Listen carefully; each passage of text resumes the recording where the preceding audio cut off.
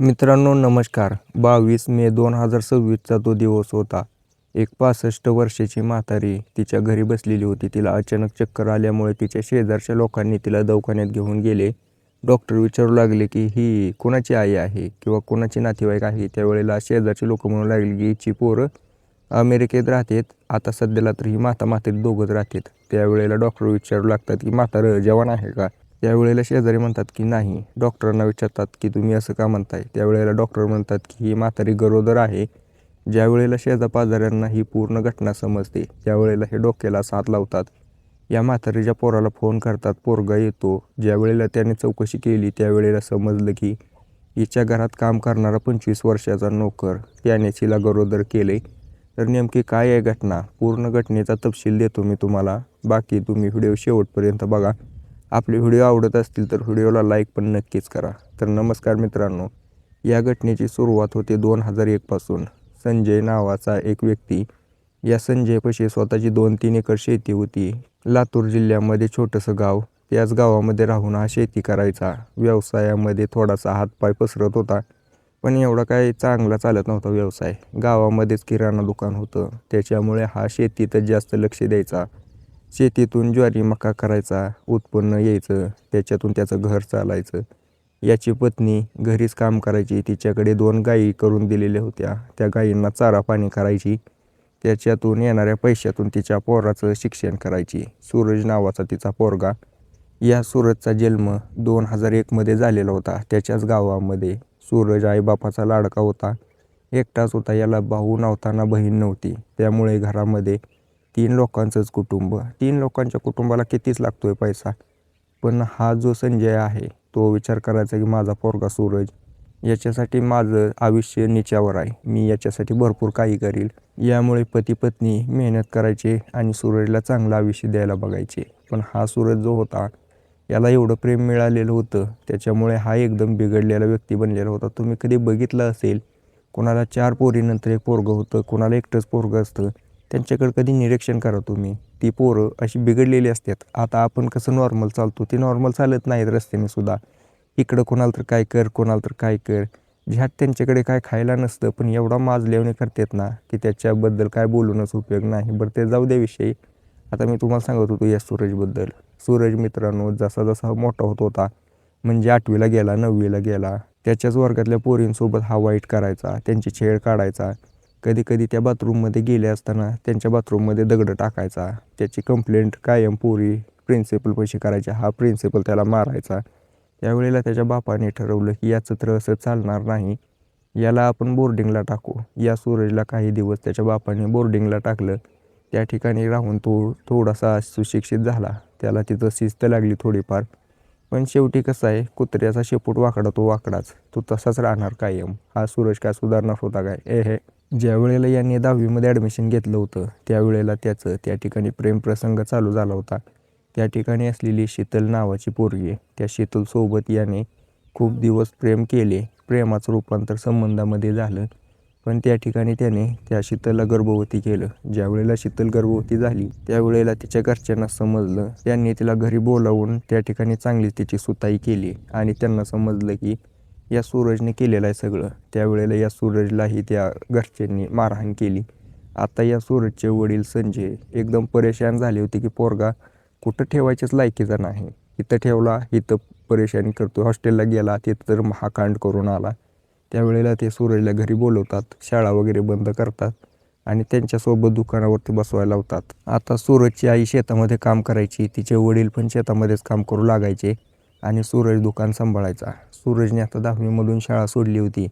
त्यामुळे आता याला जास्त काय लिहिता वाचता येत नव्हतं. ज्यावेळेला पण शाळेत होता त्यावेळेला तर कुठं असं आईन्स्टाईन होता. हे कुठं लिहाय पुरतं वाचाय पुरतं आलं होतं, त्याला पैसे मोजाय पुरतं शिक्षण झालं होतं. त्यामुळे हा सूरज दुकानात कायम घोळ करायचा. कायम त्याच्या बापाला नुकसान व्हायचं.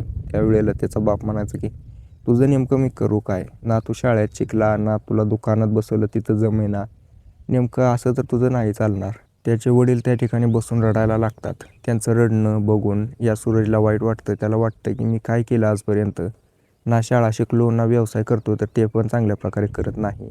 वडिलांना पहिल्यांदाच रडताना बघून सूरजच्याही डोळ्यात पाणी आलं. तो त्यांच्यापाशी बसून म्हणतो की पप्पा, मी आता इथून पुढे असं नाही करणार.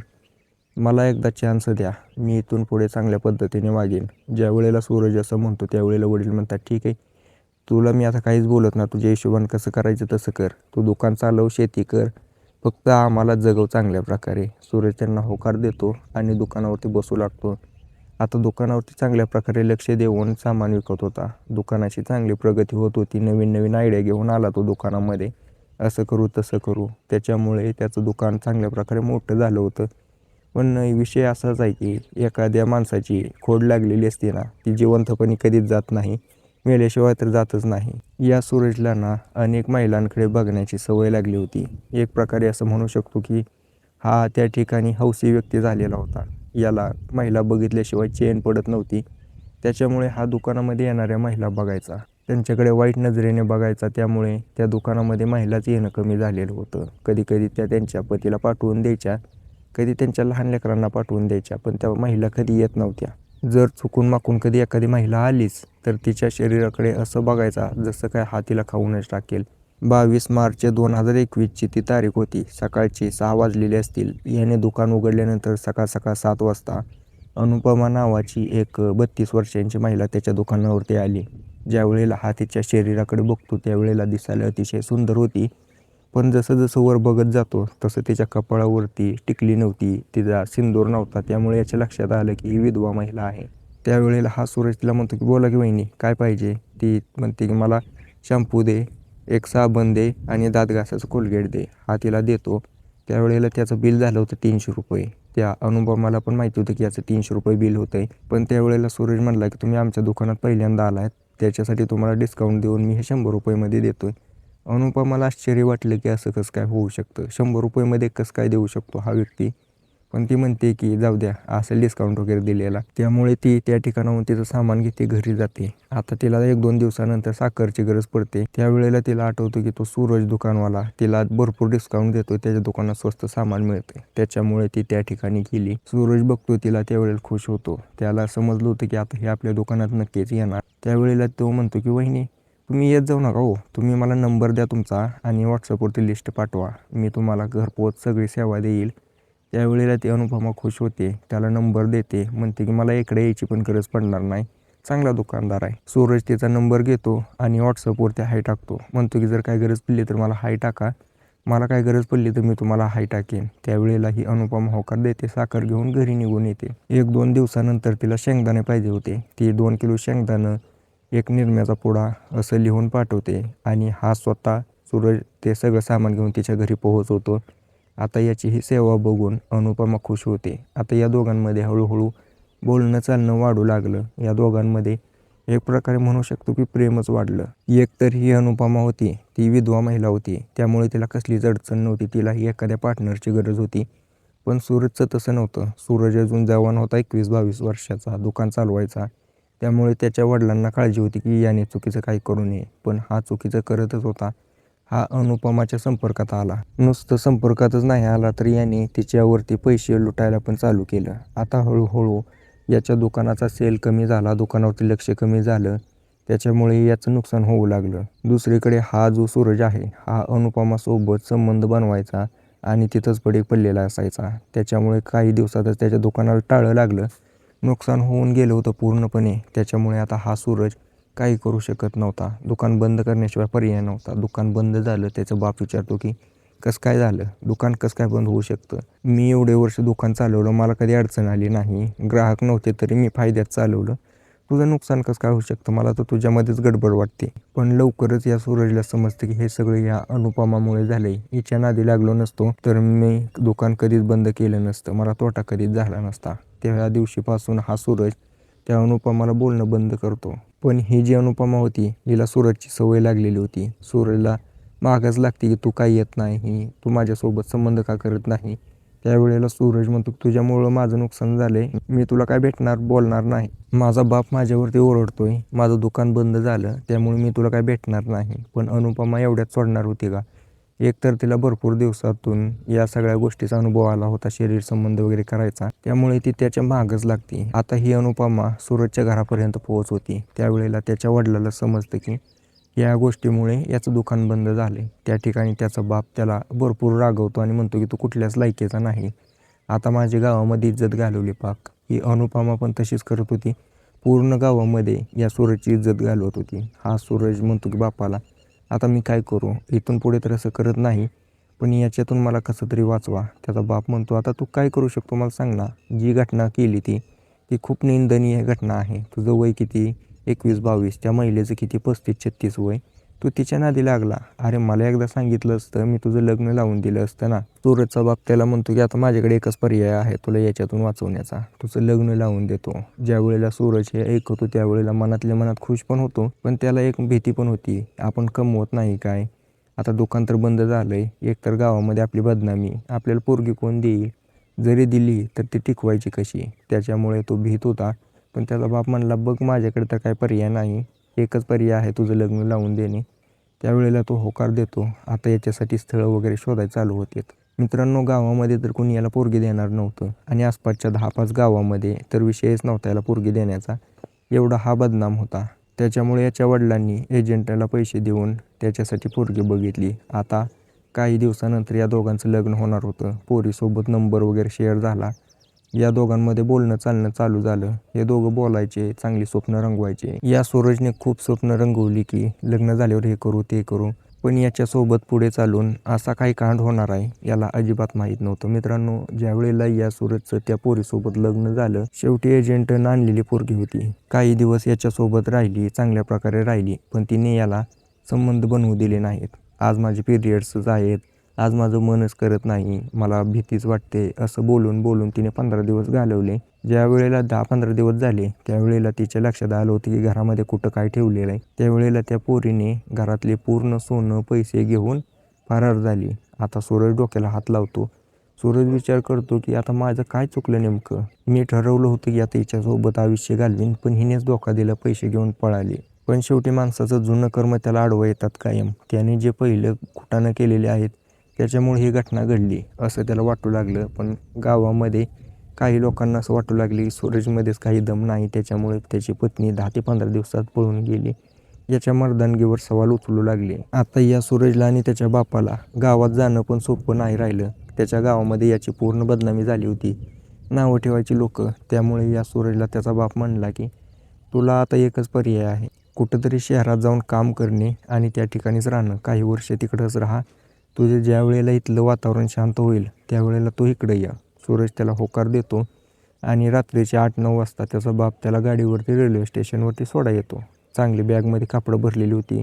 आईने जेवण वगैरे बांधून दिलं, 1000-500 रुपये दिलं. बापानं शिव्या देऊन देऊन त्याला स्टेशनवरती सोडलं. स्टेशनवरती सोडल्यानंतर काहीच माहीत नव्हतं कुठं जायचं काय करायचं. त्यामुळे हा सूरज आहे तो स्टेशनवरती निवांत बसला. त्यावेळेला त्याच्या लक्षात आलं की पुण्यामध्ये जर गेलं तरी कोण उपाशी राहत नाही. पुण्यामध्ये चांगल्या प्रकारे मी काम करू शकतो, मेहनत करू शकतो, त्या तिकडं जावं. त्याने पुण्याची गाडी धरली, तिकीट काढलं, पुण्यामध्ये पोहोच झाला. पुण्यामध्ये उतरल्यानंतर आता बघतो इकडं तिकडं काम, पण कुठं काम भेटतंय आणि काय भेटतंय. काम भेटणं एवढं सोपं आहे होय. म्हणलं आणि काम भेटलं. इथं चांगली चांगली लोक बेरोजगार फिरतायत, तर सूरजला काय काम भेटणार होतं. पण याला काम केल्याशिवाय काय पर्याय नव्हता. सूरजने भरपूर दिवस ट्राय केले, पण अनोळखी व्यक्तीला ज्याचा काय आता ना पत्ता त्याला कोण काम देणार नव्हतं. त्याने कंटाळून आता कुठल्या तरी वडापावच्या गाड्यावरती काम चालू केलं. वडापावच्या गाड्यावरती त्याने काम करत करत त्या ठिकाणी वडापाव वगैरे बनवायला शिकला. वडापाव बनवत बनवत त्याला एवढं चांगलं वडापाव आलं की त्याने स्वतःची गाडी टाकली.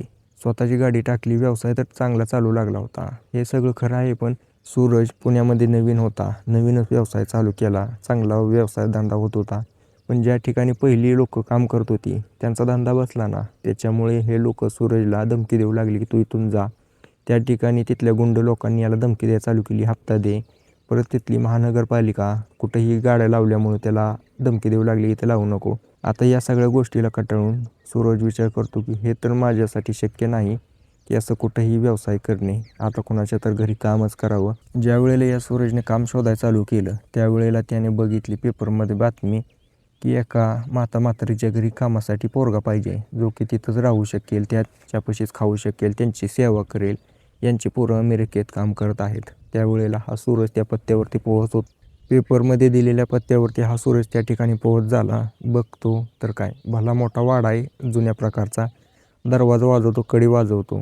आतून एक म्हातारी दार उघडते. म्हातारी ज्या वेळेला बघते की एक तरुण पोरगा उभा आहे दारापुढे, त्यावेळेला त्याला विचारते की कोण आहे बाळा तो? त्यावेळेला सूरज म्हणतो की तुम्ही पेपरमध्ये बातमी दिली होती का? ती म्हणली हो, आम्हीच बातमी दिली होती, आम्हाला कामासाठी मजूर पाहिजे. त्यावेळेला ती म्हणते ये आत. बसवते त्याला. शांताताई नाव होतं त्या महिलेचं. शांताताई विचारते की कोण आहे बाळा, बोल तू, कसं काय, कुठनं आला? त्यावेळेला ही पूर्ण घटना सांगतो. मी म्हणतो मी या गावचा आहे, मी बाहेर राहत होतो, पण काही दिवस मी वडापावची गाडी लावली, पण इथं मला जमू दिलं नाही, त्यामुळे आता मी काम शोधतोय. शांतताईला बरं वाटलं. म्हणले तुला जेवण बनवायचं आहे का? सूरज म्हणला हो, मला येते ना जेवण बनवाय, मी चांगल्या प्रकारे जेवण बनवू शकतो. त्यावेळेला शांतताई म्हणते ठीक आहे, मी माझ्या पोरांशी बोलून घेते, त्यांच्याशी तुझं बोलणं करून देते आणि तू कामाला सुरुवात करू शकतो. सायंकाळचे 6-7 वाजता शांतताई तिच्या अमेरिकेतल्या पोराला फोन लावते आणि बोलणं करून देते सूरजचं. सूरज त्यांच्याशी बोलतो चांगल्या प्रकारे. त्यांची पोरं म्हणतात की ठीक आहे, काम चालू कर, पण फक्त एक काळजी घे की यांना कसलाही त्रास झाला ना पाहिजे. सूरज म्हणतो की अजिबात त्रास होणार नाही, मी चांगल्या प्रकारे काम करेल. आता माझे हे आईवडील आहेतच की म्हातारे, मी त्यांना कसला त्रास होऊ देईल, नाही तर यांना कसा होऊ देईल. त्यावेळेला त्याचा पोरगा म्हणतो ठीक आहे, तुला 21,000 पगार राहील आणि तुला महिन्याला पगार पाठवून देईल मी, फक्त तू यांची चांगली काळजी घे. आता त्या ठिकाणी त्याला एक रूम दिली जाते. त्याच रूममध्ये राहून हा त्या ठिकाणी काम करू लागतो. दिवसामागे दिवस जात होते. सूरज त्या शांतताईला जेवण बनवून द्यायचा. कधी तिला बाजारात घेऊन जायचं असेल बाजारात घेऊन जायचा. तिच्या पतीला जो की रिटायर शिक्षक होता, त्याला कधी कटिंग करायला जायचं असेल तिकडे न्यायचा, दवाखान्यात न्यायचा. अशा प्रकारे त्याचं ते आयुष्य चालू झालं होतं. आता तो चांगल्या प्रकारे तिथं सेटल झाला होता. या दोघांना म्हातारींना त्याची सवयच लागली होती असं म्हणू शकतो. कुठं जायचं असलं तर सूरजला बोलवा, काय आणायचं असेल तर सूरजला सांगा. त्यामुळे या सूरजला चांगल्या प्रकारे तिथं मान वगैरे भेटत होता. तो म्हातारा त्याला कधी खर्चाला पैसे द्यायचा, म्हातारे त्याला खर्चाला पैसे द्यायची. हे सगळं खरं होतं, पण एखाद्या पुरुषाची जी आतली इच्छा आहे मनातली शरीर संबंध करायची, ती कधी निघून जात नाही मनातनं. आता हा जो सूरज आहे, पैसा कमवत होता, सगळं होतं. याच्या मनामध्ये एकच चालायचं की मी भरपूर दिवस झालं संबंध केले नाहीत, कोणासोबत करू. त्यावेळेला तो आपला हस्तमैथून करायचा, ज्यावेळेला आठवण होईल त्यावेळेला, आणि शांत बसायचा. कारण याच्याकडे काय पर्यायच नव्हता ना. कुठं करू शकत होता, कुठं जाऊ शकत होता. दिवसामागं दिवस जात होते. शांतताईपाशी काम करता करता सूरजला 5 ते 6 महिने गेलेले होते. ही शांतताई आता सूरजला चांगल्या प्रकारे ओळखू लागली होती. त्या शांतताईला माहिती होतं की या सूरजचं लग्न झालेलं आहे, पण त्याची बायको पळून गेलेली आहे. तरी याने तिच्यासोबत कसलाही वेळ घालवलेला नाही. तरुण पोरगा आहे, याची ही इच्छा होत असेल वेळ घालवायची. याची इच्छा होत असेल किंवा नाही मला माहीत नाही, पण शांतताईची नक्कीच इच्छा होत होती याच्यासोबत वेळ घालवायची. शांतताई शरीराने तर वयोवृद्ध झालेली होती, पण मनाने अजून जवान होती. तिच्या मनामध्ये इच्छा होत्या तरुण पोरासोबत संबंध करायच्या. हिच्या आणि हिच्या पतीमध्ये भरपूर वाद व्हायचे, कारण हिने शांतताईने याच्या अगोदर पण भरपूर पोरांसोबत संबंध केले होते. आता या सगळ्या गोष्टीला तर भरपूर दिवस गेले होते. तिने त्याच्यानंतर नाद सोडला होता, पण आता तिच्यासोबतच एक तरुण राहिला होता. आता याचा फायदा उचलणार नाही असं होणारच नव्हतं. आता ज्या वेळेला पण टाईम भेटायचा त्यावेळेला ही शांतताई सूरजकडे लक्ष द्यायची. सूरजकडे बघून तिच्या शरीरावरती हात फिरवून घ्यायची. सूरजला आता हळूहळू लक्षात आलं होतं की ही शांतताई त्याच्यावरती फिदा झालेली आहे, हिलाही शरीर संबंध करायचे आहेत. दुसरीकडे हा सूरज शरीर संबंध करण्यासाठी तरसलेला होता. त्याला कसलंही चालणार होतं. त्यामुळे यानेही शांतताईला रिस्पॉन्स द्यायला चालू केला. तारीख होती 14 जुलै 2024ची. या दिवशी शांतताईचा पती जो होता तो बाहेरगावी गेलेला होता काहीतरी कामानिमित्त. त्यावेळेला हे दोघं घरात एकटेच होते. सूरज त्याच्या रूममध्ये बसलेला होता. त्यावेळेला शांतताई आली, दरवाजा वाजवते. सूरज रूम उघडतो आणि म्हणतो की काय पाहिजे शांतताई तुम्हाला? काय दुसरं खायला प्यायला पाहिजे असेल तर आणून देऊ का? ती म्हणते नाही रे, मला खायला प्यायला काय नाही पाहिजे, मला तुझ्यासोबत बसून गप्पा मारायचेत. हा सूरज तिला म्हणतो की या की आत बसा. त्या ठिकाणी बसून गप्पा मारतेत. आता हळूहळू शांतताई त्याच्याजवळ सरकू लागते. गप्पा मारत काही वेळानंतर ही त्याच्या हातावरती हात ठेवून, आता शांतताई एवढे पुढे गेली म्हणल्यावर सूरज काय सोडणार होता का? त्या ठिकाणी त्याची ही इच्छा जागी होती आणि तोही तिला मिठीत घेऊन त्या ठिकाणी ते दोघं संबंध बनवतात. जोपर्यंत दोघांचं मन भरत नाही तोपर्यंत संबंध करतात. शांतताईने आता भरपूर दिवसातून संबंध केले होते एका जवान पोरासोबत. त्यामुळे त्या ठिकाणी ती एकदम शांत झाली. तिचं मन तृप्त झालं. दुसरीकडे या सूरजलाही बरं वाटलं होतं. त्याने हे भरपूर दिवसातून संबंध केले होते. आता हा सिलसिला काय थांबणार नव्हता.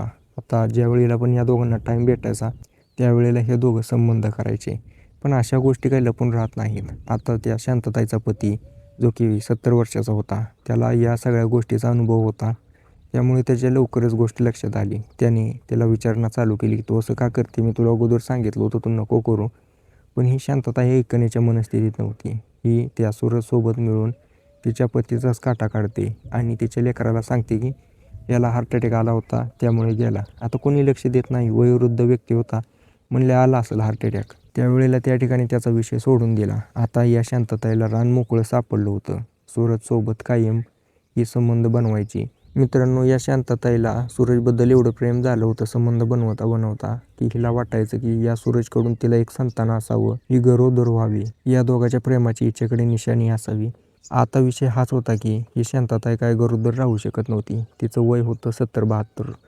आता ही विचार करते एखादा आपण मुलगा दत्तक घ्यावा. सूरजसोबत बोलणं करून ही जी शांतताई आहे त्यावेळेला ही पूर्ण प्रोसेस चालू करते. पण कसं काय माहिती, तिच्या अमेरिकेतल्या पोराला याची सगळ्याची भनक लागते. अमेरिकेतला पोरगा तडकाफडकी तिच्यापाशी येतो आणि म्हणतो की आई तू काय करते हे सगळं? तुझ्याबद्दल मला समजलं, अगोदर पण तू असंच करत होते, म्हणून मी तुला अमेरिकेत घेऊन जात नव्हतं. तिथे इज्जत जाईल माझी. तुला इथं ठेवलं, पण तू इथं पण अशीच करते. शेजापाजारी मला तक्रार करत आहेत. हे काय चांगलं नाही बरं का. आता जे केले ते जाऊ दे. त्या सूरजचा नाद सोड आणि तू अमेरिकेत चल. ही शांतताई म्हणली, मी नाही येऊ शकत. तू इथून जा. मला इथंच राहायचं आहे सूरजसोबत. आता हे सगळं बोलताना शांतताई तिच्या पोराला कावत होती, रागावत होती. तिच्या पोराला राग आला. तो त्या ठिकाणी राहिला आणि तो पहाटे अमेरिकेला जायला निघाला. अमेरिकेला जाताना अचानक त्याला पोलिसांनी पकडलं आणि त्याची चौकशी चालू केली. त्याला पुन्हा वाड्यावरती घेऊन आले आणि म्हटले की बोल, तू तुझ्या आईला का मारलं? म्हणला की हा मी माझ्या आईला का मारेल आणि माझ्या आईला काय झालं? त्या ठिकाणी त्याला समजते की त्याची आई मेलेली आहे. तो रडू लागतो मोठमोठ्याने. पोलीस म्हणतात की ही नाटकी नको करू, पटकन सांग तू का मारलं? शांतताईचा पोरगा बोलायला काय तयारच नव्हता. पण ज्या वेळेला पोलिसांनी 3rd डिग्री दिली त्याला, त्यावेळेला त्याने पोपटासारखं बोलला. म्हणला की मी माझ्या आईसोबत बसून वाद घालत होतो, सांगत होतो की तू याच्या नको नादी लागू. ही एका जवान पोराच्या नादी लागली होती, त्याच्यामुळे माझी इज्जत चालली होती. मी तिला सांगितलं, पण मला नंतर समजलं की हिने सगळी प्रॉपर्टी त्या सूरजच्या नावावर केली. त्यावेळेला माझ्या तळपायाची आग मस्तकात गेली आणि मी तिला त्या ठिकाणी मारहाण चालू केली. एक रॉड पडलेला होता, तो डोक्यात घातला. त्यामुळे त्या ठिकाणी ती मेली आणि तो सूरज जो होता तो ते सगळं बघून पळून गेला. आता त्याच्या तर नावावर प्रॉपर्टी आहे, तो तर पळून गेला, पण मी अडकून बसलो. पोलिसांनी त्याला ताब्यात घेतलं, त्याचा पासपोर्ट वगैरे जप्त केला आणि त्याच्यावरती कारवाई चालू केली. पुढे चालून याच्यावरती योग्य ती कारवाई केलीच जाईल. पण आता मित्रांनो, मला सांगा त्या शांतताईने जे केलं ते योग्य आहे का? नंतर तिच्या पोरानं केलं ते तर अयोग्य आहेच, पण काही लोक म्हणतील योग्य आहे. बाकी तुमचं मत काय आहे? कमेंट करून नक्कीच सांगा मला.